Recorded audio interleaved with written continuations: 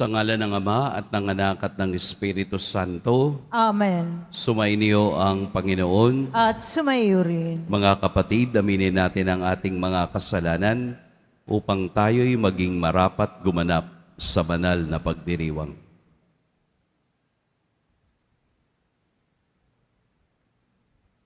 Tayo pong lahat, inaamin ko sa makapangyarihang Diyos At sa inyo, mga kapatid, na lubha akong nagkasala sa isip, sa salita at sa gawa, at sa aking pagkukulang. Kaya isinasamo ko sa mahal na Birheng Maria, sa lahat ng mga anghel at mga banal, at sa inyo, mga kapatid, na ako'y ipanalangin sa Panginoong ating Diyos. Kaawaan tayo ng makapangyarihang Diyos, patawarin tayo sa ating mga kasalanan, at patnubayan tayo sa buhay na walang hanggan. Amen. Panginoon, kaawaan mo kami. Panginoon, kaawaan mo kami. Kristo, kaawaan mo kami. Kristo, kaawaan mo kami. Panginoon, kaawaan mo kami. Panginoon, kaawaan mo kami. Kasama ng ating pagdidibusyon sa ating Poong Jesus Nazareno, ginugunita natin ngayon si San Vicente de Paul, Pari. Manalangin tayo. Ama naming makapangyarihan, pinuspos mo ang paring si San Vicente ng mga mabubuting katangian bilang sugong alagad para sa kapakanan ng mga dukha at paghubog sa kaparian.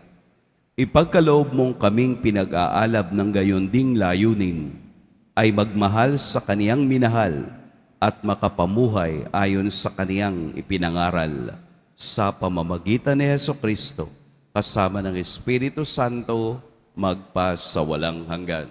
Amen. Magsiupo po ang lahat. Pagbasa mula sa aklat ng mga ngaral. Ang lahat ng pangyayari sa daigdig ay nagaganap sa panahong itinakda ng Diyos. Ang panahon ng pagsilang at panahon ng pagkamatay, ang panahon ng pagtatanim at panahon ng pagbunot ng tanim, ang panahon ng pagpatay at panahon ng pagpapagaling, ang panahon ng paggiba at panahon ng pagtatayo, ang panahon ng pagluha at panahon ng pagtawa, ang panahon ng pagluluksa at panahon ng pagdiriwang, ang panahon ng pagkakalat ng mga bato at panahon ng pagtitipon sa mga ito, ang panahon ng pagyayakap at panahon ng paglalayo, ang panahon ng paghahanap at panahon ng pagkawala niyon, ang panahon ng pag-iingat sa isang bagay at panahon ng pagtatapon, ang panahon ng pagpunit at panahon ng pagtahi, ang panahon ng pagtahimik at panahon ng pagsasalita, ang panahon ng pagmamahal at panahon ng pagkapuot, ang panahon ng digmaan at panahon ng kapayapaan. Ano ang mapapala ng tao sa kanyang ginagawa? Alam ko na ang itinakda ng Diyos sa tao, iniangkop niya ang lahat ng bagay sa kapanahunan. Ang tao'y binigyan niya ng pagnasang alamin ang bukas, ngunit hindi binigyan ng pagkaunawa sa ginawa ng Diyos mula sa pasimula hanggang sa wakas. Ang salita ng Diyos. Salamat sa Diyos.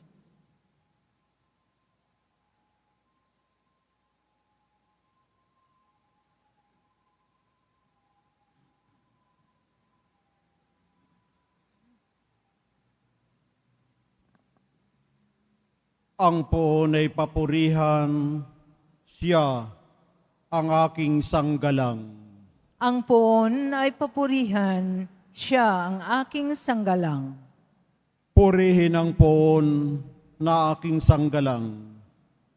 Matibay kong mog at tagapagligtas, at aking tahanang hindi matitinag, tagapagligtas kong pinagtitiwalaan. Ang poon ay papurihan, siya ang aking sanggalang. Ano ba ang tao, Panginoon namin? Siya ay tao lamang na iyong pinapansin. Katulad ay ulap na tangay ng hangin, napaparam siya na tulad ng lilim. Ang poon ay papurihan, siya ang aking sanggalang. Magsitayo na po ang lahat.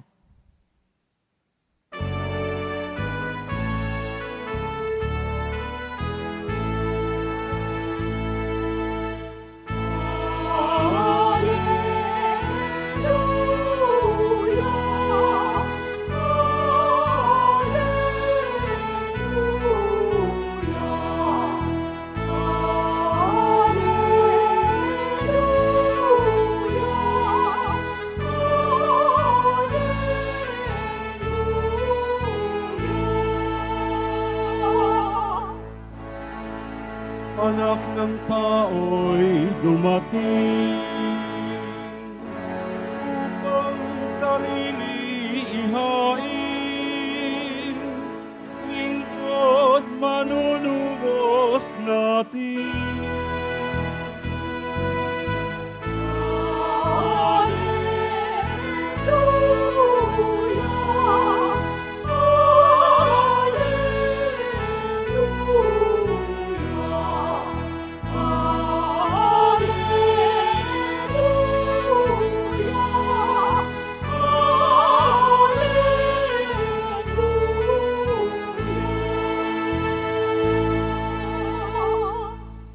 Sumainyo ang Panginoon. At sumayo rin. Ang mabuting balita ng Panginoon ayon kay San Lucas. Papuri sa iyo, Panginoon. Isang araw, samantalang nananalangin mag-isa si Jesus, lumapit sa kaniya ang kaniyang mga alagad. Tinanong niya sila, "Sino raw ako ayon sa mga tao?" Sumagot sila, "Ang sabi po ng ilan ay si Juan Bautista kayo. Sabi naman ng iba, si Elias kayo. At may nagsasabi pang nabuhay ang isa sa mga propeta noong una. Kayo naman, ano ang sabi ninyo?" Tanong niya sa kanila. "Ang Mesiyas ng Diyos," sagot ni Pedro. Itinagubili ni Jesus sa kaniyang mga alagad na huwag na nilang sasabihin ito sa kanino man, at sinabi pa niya sa kanila, "Ang anak ng tao'y dapat magbata ng maraming hirap. Itatakwil siya ng matatanda ng bayan, ng mga punong saserdote at mga eskriba. Ipapapatay nila siya, ngunit sa ikatlong araw ay muling mabubuhay." Mga kapatid, ang mabuting balita ng Panginoon. Pinupuri ka namin, Panginoong Hesus Kristo. Magsiupo po ang lahat. Magandang umaga po sa lahat. Atin pong purihin at dakilain ang ating pong Jesus Nazareno. Parang kung papakinggan ang Ebanghelyo, napaka-simple. Pero sa likod nito ay marami na ang nangyari. Sa likod ng mga salita ni Jesus at pagtatanong, marami nang naganap. Dahil sa pagpapakita ni Jesus ng maraming mabubuting bagay, nakarating ito kay Herodes, nakarating sa lahat ng bayang nasasakupan ng Judea. Kaya marami ang nagkaroon ng haka-haka kung sino ang taong ito. Ano ba ang characteristic ng taong ito? Tatlo lang naman yung palagi niyang ginagawa. Ang magpahayag ng mabuting balita, ang magpalayas ng masasamang espiritu, at magpagaling ng mga may sakit. Subalit sa tatlong ito ay inuuna niya at tinatapos sa isang napakahalagang bagay. Ano po iyon? Pananalangin. Si Jesus ay nananalangin at patuloy na kumukonekta sa Ama. Sa kabila ng kabisihan ng kaniyang araw, ito ay inuumpisahan niya sa panalangin at tinatapos din sa kaparehong panalangin. Ang Ebanghelyo ay pagpapakita rin kung ano ang magaganap sa kaniya. Ang tawag po natin dito ay prediction. Yun bang alam mo na ang mangyayari sa'yo, pero patuloy ka pa rin sa pagtupad sa kalooban ng Ama? Ano ba ang mangyayari? Ito nga, napakinggan natin sa huling bahagi ng Ebanghelyo. Itatakwil siya ng matatanda ng bayan, ng mga punong saserdote at mga eskriba. Ano na lamang ang pakiramdam mo kung alam mong ito ang mangyayari sa iyo? Pero pinalalakas siya ng kaniyang ugnayan sa Ama upang matapos niya ang misyong iligtas ang lahat ng makasalanan. Ito ang ipinamamanhik ng Diyos sa atin ngayon, na ang lahat ng bagay, kahit na ang paghihirap ay lilipas, na ang lahat ng karanasang ating nararamdaman at ang karanasang meron tayo ngayon ay lilipas. At kung ikaw ay nakatutok sa koneksyon sa Ama, sa koneksyon sa Diyos, mauunawaan mo at mararamdaman mong hindi pala ganon kahirap. Dahil alam mo na sa kaduluhan ng pangyayari ng buhay, mayroong tagumpay. Ito ang pinamamanhik ng karanasan ni Jesus, ang karanasan ng ating Poong Nazareno, na sa kabila ng pagbabata ng krus, sa kabila ng paghihirap, sa kabila ng pagtatakwil sa Kanya, ay mayroong kaakibat na tagumpay. Ito ang katotohanan ng ating buhay. Katulad ng ating narinig sa unang pagbasa, ang lahat ay may panahon, ang lahat ay may oras, ang lahat ng bagay ay magbabago at lilipas. Hindi ka mananatiling nasa problema, hindi ka mananatiling nasa struggle ng buhay, hindi ka mananatiling ikaw. Kung ikaw ay nakaugat sa Diyos, ang lahat ng ito ay iyong mauunawaan. Kung ang puso mo at puso ng Diyos ay magkaugnay, mauunawaan natin na ang lahat ng bagay ay lumilipas. Ang hindi lamang lilipas ay ang pag-ibig at awa ng Diyos sa ating lahat. Ito ang ating tatandaan. Huwag tayong masyadong humawak sa mga bagay na nawawala, nabubulok at naluluma. Humawak tayo sa katotohanang ang ating pinakamataas at pinakamalalim at matatag na pundasyon ay walang iba kung hindi ang makasama ang Diyos sa kaniyang kaharian. Sa buhay na meron tayo ngayon, huwag niyong sasabihing nakakahinayang. Dapat po ay medyo tingnan natin ang takbo ng buhay. There should be no regrets. Wala dapat panghihinayang sa buhay, sapagkat ang lahat ng ito ay karanasang lumilipas at napapalitan ng paghahari ng Diyos sa ating buhay. Sana po ang Ebanghelyo ay magpakita rin sa atin na huwag tayong matakot doon sa bagay na ating pupuntahan o susuungin. Kahit alam mong ikaw ay mahihirapan, ang paghihirap na iyon ay pansamantala at mapapalitan ng kaluwalhatian ng Diyos. Ganito ang pagmamahal ng Diyos sa lahat. Una niyang dinanas, una niyang ipinakita, una niyang pinaranas sa kaniyang mga alagad upang tayong naririto ngayon ay magkaroon din ng kaparehong mind frame na tayo'y hindi magtatagal dito sa mundo dahil tayo'y naglalakbay papuntang langit. Anong pipiliin natin? Ang gumawa ng mas mabuti at maging mas mapagmahal. Pagpalain tayo ng poong may kapal.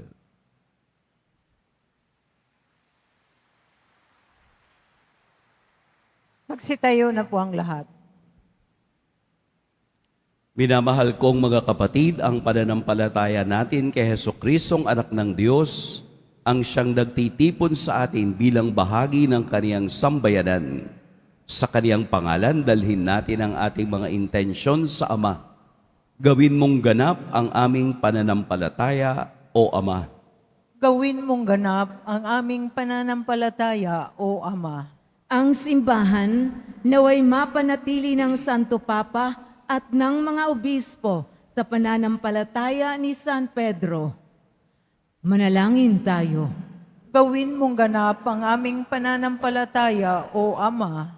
Ang ating mga ibinotong opisyal ng gobyerno, naway igalang ang karapatan sa buhay ng mga hindi pa ipinanganganak, ng mga matatanda at ng mga may kapansanan. Manalangin tayo. Gawin mong ganap ang aming pananampalataya, O Ama. Ang mga pari at relihiyoso naway maging tapat sa kanilang tungkulin sa Diyos at sa sambayanang kanilang sinumpaang paglingkuran. Manalangin tayo. Gawin mong ganap ang aming pananampalataya, O Ama. Ang mga may sakit naway mapalakas at magpatuloy sa kanilang pananampalataya. Manalangin tayo. Gawin mong ganap ang aming pananampalataya, O Ama. Yaong mga nauna na sa atin na nilisan ang mundo, ito naway magkamit ng kasiyahan ng bagong buhay sa presensya ng Diyos. Manalangin tayo. Gawin mong ganap ang aming pananampalataya, O Ama.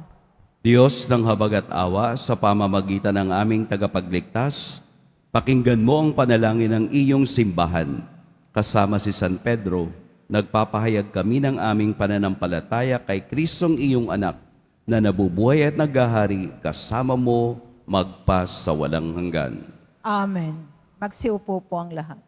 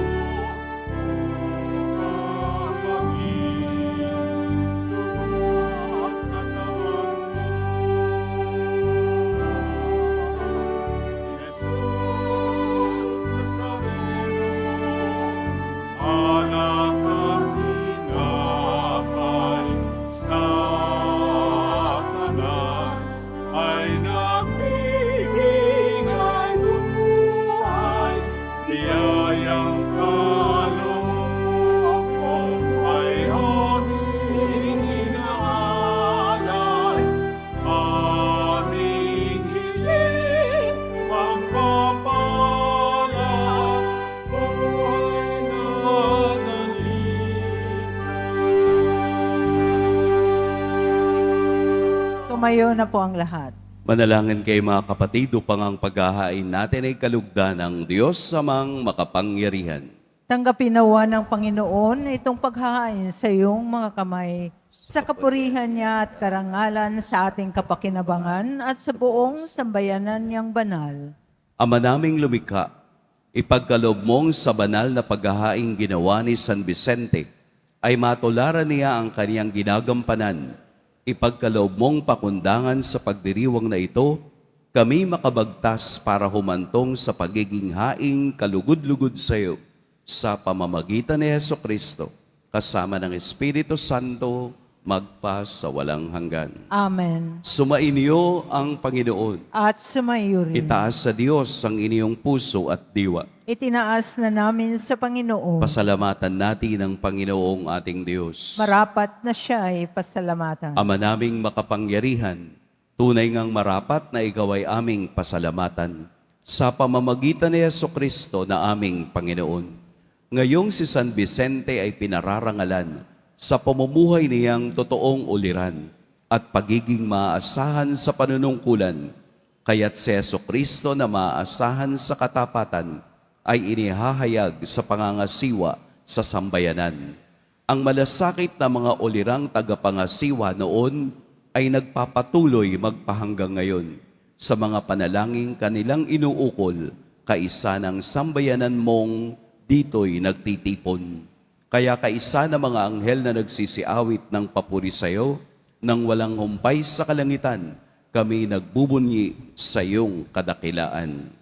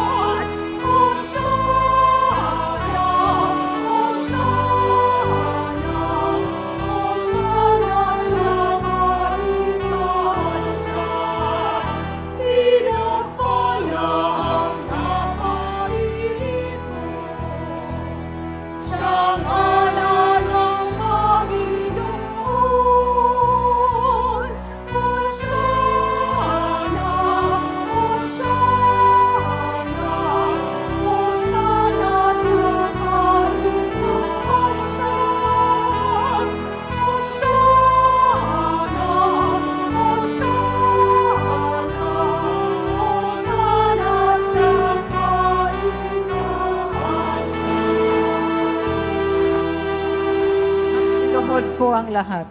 Ama naming banal, ikaw ang bukal ng tanang kabanalan. Kaya't sa pamamagitan ng iyong Espiritu, gawin mong banal ang kaloob na ito upang para sa amin maging katawan at dugo ng aming Panginoong Hesukristo. Bago niya pinagtiis ang kusang loob na maging handog, hinawakan niya ang tinapay, pinasalamatan kaniya, pinaghati-hati niya iyon, iniabot sa kaniyang mga alagad at sinabi, "Tanggapin ninyong lahat ito at kanin, ito ang aking katawan na ihahandog para sa inyo."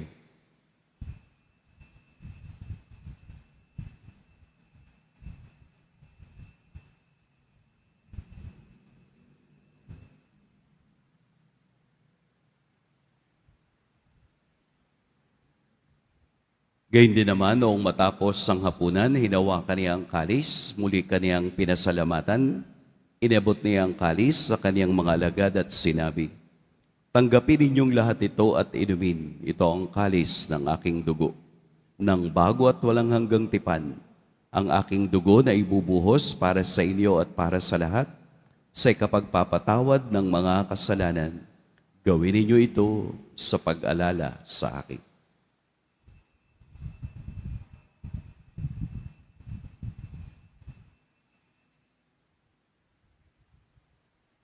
Magsitayo na po ang lahat.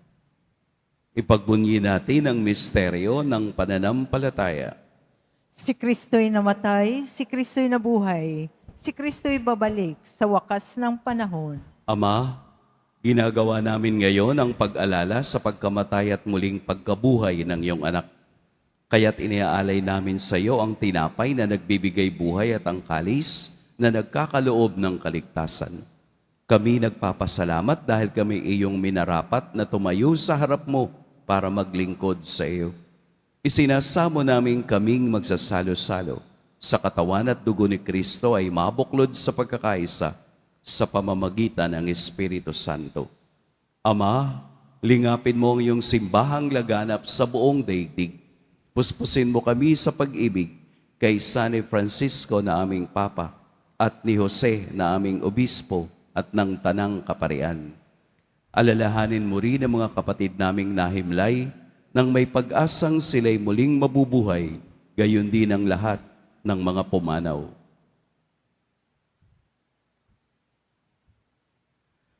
Kaawaan mo sila at patuloyin sa iyong kaliwanagan.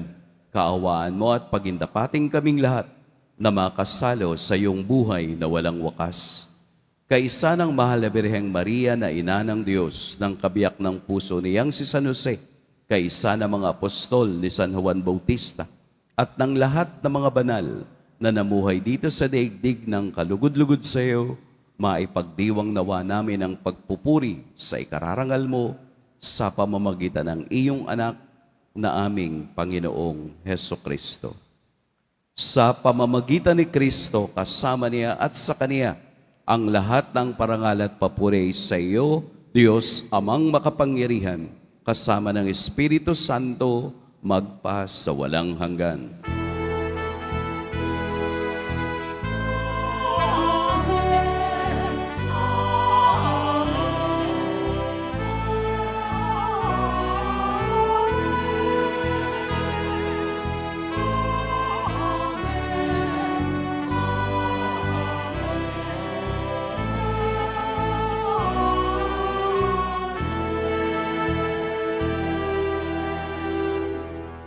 Sa tagubilin ng nakagagaling na utos at sa turo ni Jesus na Panginoon natin at Diyos, awitin natin ng lakas loob.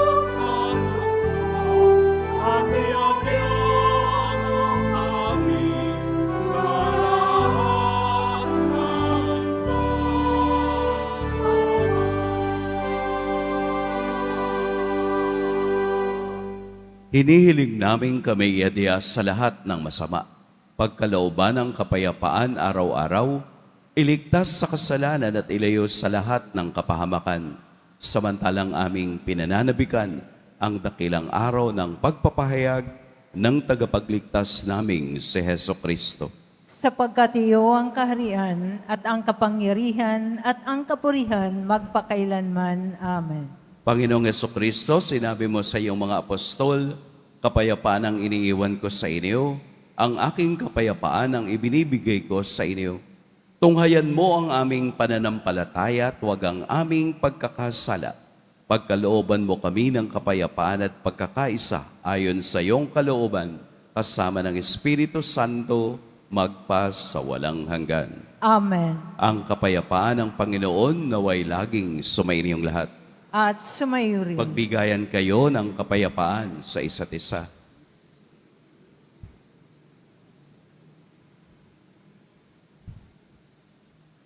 Kordero ng Diyos na nag-aalis ng mga kasalanan ng sanlibutan, maawa ka sa amin. Kordero ng Diyos na nag-aalis ng mga kasalanan ng sanlibutan, maawa ka sa amin. Kordero ng Diyos na nag-aalis ng mga kasalanan ng sanlibutan, ipagkaloob mo sa amin ang kapayapaan. Magsiluhod po ang lahat. Ito ang kordero ng Diyos, ito ang nag-aalis sa mga kasalanan ng sanlibutan. Mapapalad ang inaanyayahan sa kaniyang piging. Panginoon, hindi ako karapat-dapat na magpatuloy sa iyo, ngunit sa isang salita mo lamang ay gagaling na ako.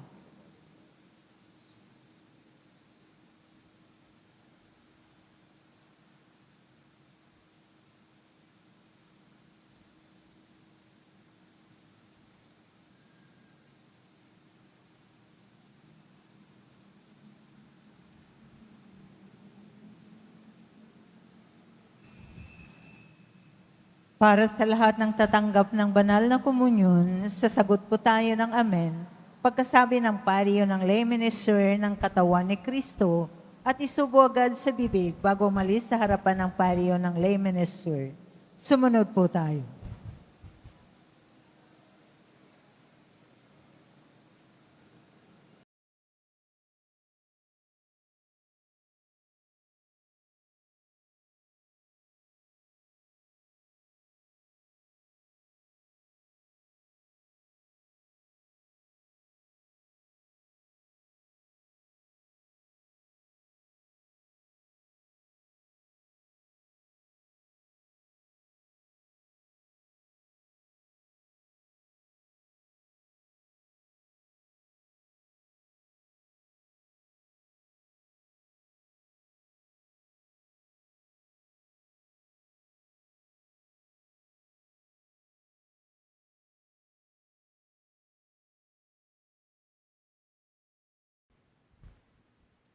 Manalangin tayo.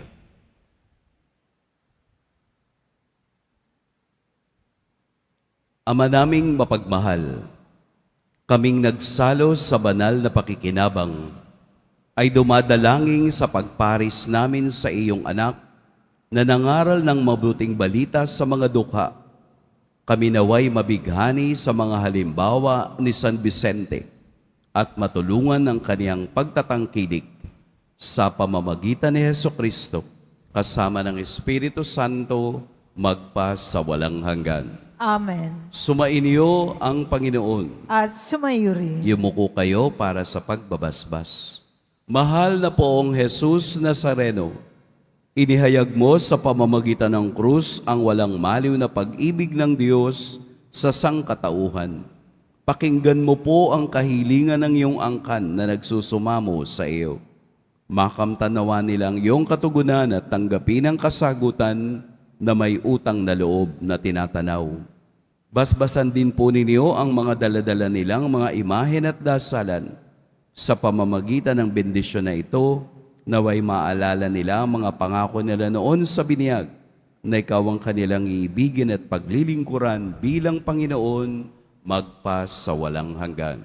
Amen. At pagpalain kayo ng makapangyarihan at mapagmahal na Diyos, ang Ama at Anak at Espiritu Santo. Amen. Tapos na ang ating pagdiriwang, humayo kayong taglayang kapayapaan ng poong Jesus Nazareno. Salamat sa Diyos.